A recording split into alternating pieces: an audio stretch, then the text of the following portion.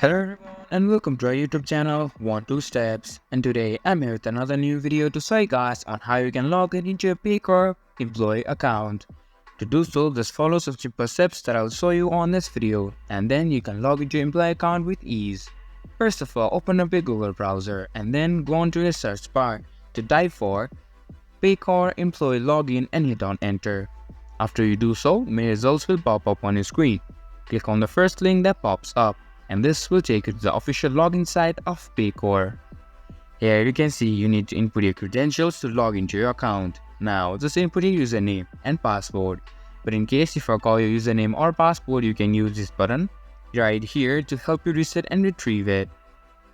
Or you want to sign in with your SSO, you can also use this button, sign in with SSO, to help you with that.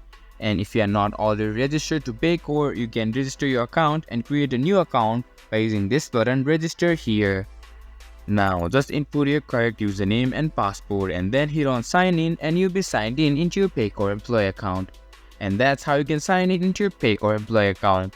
This was for this video, and I hope you guys find our video helpful. If you do, make sure to leave a like, subscribe to our YouTube channel and hit the bell notification.